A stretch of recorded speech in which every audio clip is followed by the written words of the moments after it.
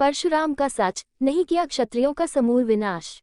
भगवान परशुराम। अनिरुद्ध जोशी। शतयुग। विष्णु के छठे आवेश अवतार परशुराम का जन्म 5142 पू वैशाख शुक्ल तृतीया के दिन रात्रि के प्रथम प्रहर में भृगु ऋषि के कुल में हुआ था। इनके पिता का नाम जमदग्नि और माता का नाम रेणुका था। उनके पूर्वज भृगु ऋषि ईरान के राजा थे, लेकिन विष्णु से दुश्मनी होने के चलते इनको भारत के धर्मारण्य में शरण लेना पड़ी, ऐसा कुछ शोधकर्ता मानते हैं। हालांकि इस सच्चाई की तह तक जाना होगा। ऋचिक सत्यवती के पुत्र जमदग्नि, जमदग्नि रेणुका के पुत्र परशुराम थे। ऋचिक की पत्नी सत्यवती राजा गाधिक प्रसेनजित की पुत्री और विश्वामित्र ऋषि विश्वामित्र की बहन थी। परशुराम को शास्त्रों की शिक्षा दादा ऋचिक, पिता जमदग्नि तथा शस्त्र चलाने की शिक्षा अपने पिता के मामा राजर्षि विश्वामित्र और भगवान शंकर से प्राप्त हुई। च्यवन ने राजा शर्याति की पुत्री सुकन्या से विवाह किया। महर्षि भृगु के प्रपौत्र, वैदिक ऋषि ऋचिक के पौत्र, जमदग्नि के पुत्र, महाभारत काल के वीर योद्धाओं भीष्म, द्रोणाचार्य और कर्ण को अस्त्र शस्त्रों की शिक्षा देने वाले गुरु, शस्त्र एवं शास्त्र के धनी ऋषि परशुराम का जीवन संघर्ष और विवादों से भरा रहा है। भृगु क्षेत्र के शोधकर्ता साहित्यकार शिवकुमार सिंह कौशिकीय के अनुसार जिन राजाओं से इनका युद्ध हुआ उनमें से हयवंशी राजा सहस्त्रार्जुन इनके सगे मौसा थे, जिनके साथ इनके पिता जमदग्नि ऋषि का इनकी माता रेणुका को लेकर विवाद हो गया था। कथानक के अनुसार के साथ इनकी माता के संबंधों के लेकर हुए इस विवाद में इन्होंने अपने पिता के आदेश पर माता रेणुका का सिर काट दिया था, जिससे नाराज इनके मौसा सहस्त्रार्जुन ने जमदग्नि ऋषि का आश्रम उजाड़ दिया। समाज में आम धारणा यह है कि परशुराम ने 21 बार धरती को क्षत्रिय विहीन कर दिया था। सोचिए, एक ही बार क्षत्रियों से विहीन करने के बाद दूसरी बार कैसे क्षत्रियों का जन्म हुआ? इस सवाल को खोजना होगा, तभी दूसरी बार की बात करेंगे। एक समय ऐसा भी आया था जबकि परशुराम को क्षत्रिय कुल में जन्मे भगवान श्री राम के आगे झुकना पड़ा था। तब परशुराम ने कर दिया था अपनी माता का वध। पुराणों में उल्लेख मिलता है कि परशुराम की माता रेणुका से अनजाने में कोई अपराध हो गया था। पिता जमदग्नि उक्त अपराध से अत्यंत क्रोधित हुए तथा उन्होंने अपने पुत्रों को आज्ञा दी कि रेणुका का सिर काट डालो। स्नेहवश कोई पुत्र ऐसा न कर सका, लेकिन परशुराम ने माता का सिर पिताश्री की आज्ञानुसार काट डाला। परशुराम सहित जमदग्नि के 5 पुत्र थे। परशुराम योग, वेद और नीति में पारंगत थे। ब्रह्मास्त्र समेत विभिन्न दिव्यास्त्रों के संचालन में भी वे पारंगत थे। उन्होंने महर्षि विश्वामित्र एवं ऋचिक के आश्रम में शिक्षा प्राप्त की। कठिन तप से प्रसन्न हो भगवान विष्णु ने उन्हें कल्प के अंत तक तपस्यारत भूलोक पर रहने का वर दिया। क्यों सिर काट दिया माता का? जानिए अगले पन्ने पर। परशुराम के 4 बड़े भाई थे। एक दिन जब सभी पुत्र फल लेने के लिए वन चले गए, तब परशुराम की माता रेणुका स्नान करने गईं। जिस समय वे स्नान करके आश्रम को लौट रही थी, उन्होंने गंधर्वराज चित्रकेतु चित्ररथ को जलविहार करते देखा। ये देखकर उनके मन में विकार उत्पन्न हो गया और वे खुद को रोक नहीं पाईं।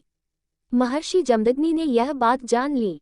इतने में ही वहां परशुराम के बड़े भाई रुक्मवान, सुषेनु, वसु और विश्वावसु भी आ गए। महर्षि जमदग्नि ने उन सभी से बारी बारी अपनी मां का वध करने को कहा, लेकिन मोहवश किसी ने ऐसा नहीं किया। तब मुनि ने उन्हें श्राप दे दिया और उनकी विचार शक्ति नष्ट हो गई।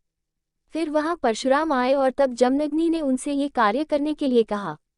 उन्होंने पिता के आदेश पाकर तुरंत अपनी मां का वध कर दिया। ये देखकर महर्षि जमदग्नि बहुत प्रसन्न हुए और परशुराम को वर मांगने के लिए कहा। तब परशुराम ने अपने पिता से माता रेणुका को पुनर्जीवित करने और चारों भाइयों को ठीक करने का वरदान मांगा। साथ ही उन्होंने कहा कि इस घटना की किसी को स्मृति न रहे और अजेय होने का वरदान भी मांगा। महर्षि जमदग्नि ने उनकी सभी मनोकामनाएं पूरी कर दी। परशुराम का क्षत्रियों से झगड़ा। अगले पन्ने पर। परशुराम राम के समय से हैं। उस काल में हयवंशीय क्षत्रिय राजाओं का अत्याचार था। भार्गव और हयवंशियों की पुरानी दुश्मनी चली आ रही थी। हयवंशियों का राजा सहस्रबाहु अर्जुन भार्गव आश्रमों के ऋषियों को सताया करता था। एक समय सहस्रबाहु के पुत्रों ने जमदग्नि के आश्रम की कामधेनु गाय को लेने तथा परशुराम से बदला लेने की भावना से परशुराम के पिता का वध कर दिया। जब इस बात का परशुराम को पता चला तो क्रोधवश उन्होंने हयवंशीय क्षत्रियों की वंश बेल का विनाश करने की कसम खाई। कौन था सहस्त्रार्जुन? जानिए अगले पन्ने पर। सहस्त्रार्जुन एक चंद्रवंशी राजा था। इन्हीं के पूर्वज थे महिष्मंत, जिन्होंने नर्मदा के किनारे महिष्मती आधुनिक महेश्वर नामक नगर बसाया। इन्हीं के कुल में आगे चलकर दुर्दुम के उपरांत कनक के 4 पुत्रों में सबसे बड़े कृतवीर्य ने महिष्मती के सिंहासन को संभाला। भार्गववंशी ब्राह्मण इनके राजपुरोहित थे।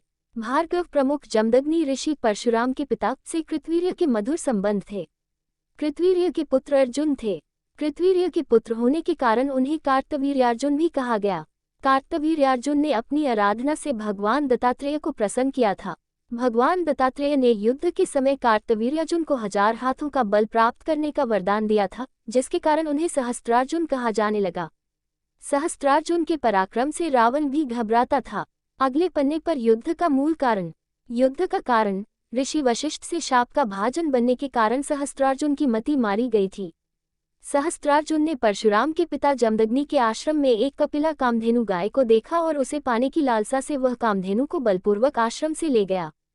जब परशुराम को ये बात पता चली तो उन्होंने पिता के सम्मान के खातिर कामधेनु वापस लाने की सोची और सहस्त्रार्जुन से उन्होंने युद्ध किया।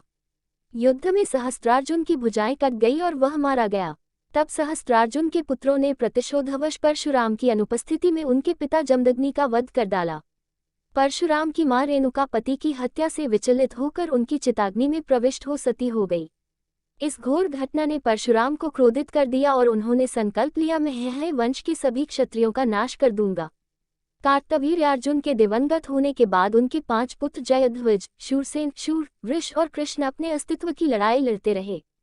जयध्वज के 100 पुत्र थे जिन्हें तालजल कहा जाता था, क्योंकि ये काफी समय तक ताल थूंककर अवंती क्षेत्र में जमे रहे। लेकिन परशुराम के क्रोध के कारण स्थिति अधिक विषम होती देखकर इन तालजंगों ने वितिहोत्र, भोज, अवंती, तुंडिकेरे तथा शर्यात नामक मूल स्थान को छोड़ना शुरू कर दिया। इनमें से अनेक संघर्ष करते हुए मारे गए तो बहुत से डर के मारे विभिन्न जातियों एवं वर्गों में विभक्त होकर अपने आप को सुरक्षित करते गए। अंत में महर्षि ऋचिक ने प्रकट होकर परशुराम को ऐसा घोर युद्ध करने से रोक दिया। हेहयवंशी और भार्गववंशियों का युद्ध। हेहयवंशियों के राज्य की राजधानी महिष्मती नगरी थी, जिसे आज महेश्वर कहते हैं, जबकि परशुराम और उनके वंशज गुजरात के भड़ौच आदि क्षेत्र में रहते थे। परशुराम ने अपने पिता के वध के बाद भार्गवों को संगठित किया और सरस्वती नदी के तट पर भूतेश्वर शिव तथा महर्षि अगस्त्य मुनि की तपस्या कर अजय 41 आयुध दिव्य रथ प्राप्त किए और शिव द्वारा प्राप्त परशु को अभिमंत्रित किया। इस जबरदस्त तैयारी के बाद परशुराम ने भड़ौच से भार्गव सैन्य लेकर हेहयों की नर्मदा तट की बसी महिष्मती नगरी को घेर लिया तथा उसे जीतकर व जलाकर ध्वस्त कर उन्होंने नगर के सभी हेहयवंशियों का भी वध कर दिया। अपने इस प्रथम आक्रमण में उन्होंने राजा सहस्रबाहु का महिष्मती में ही वध कर ऋषियों को भयमुक्त किया। इसके बाद उन्होंने देशभर में घूमकर अपने 21 अभियानों में हेहयवंशी 64 राजवंशों का नाश किया। इनमें 14 राजवंश तो पूर्ण वैदिक नास्तिक थे। इस तरह उन्होंने क्षत्रियों के हेहयवंशी राजाओं का समूल नाश कर दिया, जिसे समाज ने क्षत्रियों का नाश माना, जबकि ऐसा नहीं है। अपने इस 21 अभियानों के बाद भी बहुत से हेहयवंशी छुपकर बच गए होंगे। ईरान से आए थे भरेगु। अगले पन्ने पर माथुर चतुर्वेदी ब्राह्मणों के इतिहास लेखक श्री बाल मुकुंद चतुर्वेदी के अनुसार भरेगु परम तेजस्वी क्रोधी आचार्य थे। महर्षि भरेगु का जन्म जिस समय हुआ उस समय इनके पिता प्रचेता ब्रह्मा सुशांग, जिसे बाद में पर्शिया ईरान कहा जाने लगा, भूभाग के राजा थे। ब्रह्मा पद पर आसीन प्रचेता की दो पत्नियां थीं। पहली भरेगु की माता वीरनी व दूसरी उर्पुर की उर्वशी, जिनके पुत्र वशिष्ठ जी हुए। भरेगु मुनि की दूसरी पत्नी दानवराज पुलोम की पुत्री पौलमी की 3 संतानें हुई। 2 पुत्र च्यवन और ऋचिक तथा 1 पुत्री हुई जिसका नाम रेणुका था। च्यवन ऋषि का विवाह गुजरात के खंभात की खाड़ी के राजा शर्याती की पुत्री सुकन्या के साथ हुआ। ऋचिक का विवाह महर्षि भरेगु ने गादीपुरी गाजीपुर के राजा गादी की पुत्री सत्यवती के साथ किया। पुत्री रेणुका का विवाह भरेगु मुनि ने उस समय विष्णु पद पर आसीन विवस्वान सूर्य के साथ किया। वैवस्वत मनु के पिता थे विवस्ववान। महर्षि भरेगु के सुशांगा से भारत के धर्मारण्य में आने की पौराणिक ग्रंथों में 2 कथाएं मिलती हैं। भरेगु मुनि की पहली पत्नी दिव्यादेवी के पिता दैत्यराज हिरण्यकश्यप और उनकी पुत्री रेणुका के पति भगवान विष्णु में वर्चस्व की जंग छिड़ गई। इस लड़ाई में महर्षि भरेगु ने पत्नी के पिता दैत्यराज हिरण्यकश्यप का साथ दिया। क्रोधित विष्णु जी ने सौतेली सास दिव्यादेवी को मार डाला। इस पारिवारिक झगड़े को आगे नहीं बढ़ने देने से रोकने के लिए भरेगु मुनि को सुशांगा से बाहर चले जाने की सलाह दी गई और वे धर्मारण्य में आ गए। धर्मारण्य संभवतः आज के उत्तर प्रदेश के बलिया क्षेत्र को कहते हैं। बाद में इनके वंशज गुजरात में जाकर बस गए। 2 बड़ी नदियों गंगा और सरयू घाघरा के दोआब में बसे बलिया जिले की ऐतिहासिक, सांस्कृतिक और राजनैतिक पृष्ठभूमि काफी समृद्ध रही है। तो ये थी भरेगु के ईरान से भारत आने की कथा। लेकिन इस पर अभी और शोध किए जाने की आवश्यकता है। दूसरी कथा, महर्षि भृगु ने सरयू नदी की जलधारा को अयोध्या से अपने शिष्य दर्दर मुनि के द्वारा बलिया में संगम कराया था। यहाँ स्नान की परंपरा लगभग 7000 वर्ष पुरानी है। यहाँ स्नान एवं मेले को महर्षि भृगु ने प्रारंभ किया था। प्रचेता ब्रह्मावीरनी के पुत्र महर्षि भृगु का मंदराचल पर हो रहे यज्ञ में ऋषिगणों ने त्रिदेवों ब्रह्मा, विष्णु, महेश की परीक्षा का काम सौंप दिया। इसी परीक्षा लेने के क्रम में महर्षि भृगु ने क्षीर सागर में विहार कर रहे भगवान विष्णु पर पदप्रहार कर दिया।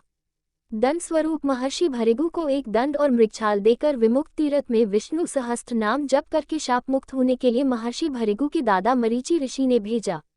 तब महर्षि ने यही तपस्या प्रारंभ की।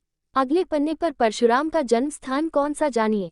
भृगु क्षेत्र के शोधकर्ता साहित्यकार शिवकुमार सिंह कौशिकीय के अनुसार परशुराम का जन्म वर्तमान बलिया के खैराडीह में हुआ था।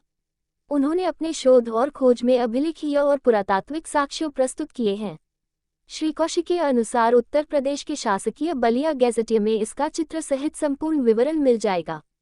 1981 में BHU के प्रोफेसर डॉक्टर के सिन्हा की देखरेख में हुई पुरातात्विक खुदाई में यहाँ 900 पूर्वेसा में समृद्ध नगर होने के प्रमाण मिले थे। ऐतिहासिक सांस्कृतिक धरोहर पांडुलिपि संरक्षण के जिला समन्वयक श्री कौशिकीय द्वारा की गई इस ऐतिहासिक खोज से वैदिक ऋषि परशुराम की प्रामाणिकता सिद्ध होने के साथ साथ इस कालखंड के ऋषि मुनियों वशिष्ठ, विश्वामित्र, पराशर, वेद व्यास के आदि के इतिहास की कड़ियां भी सुगमता से जुड़ जाती है।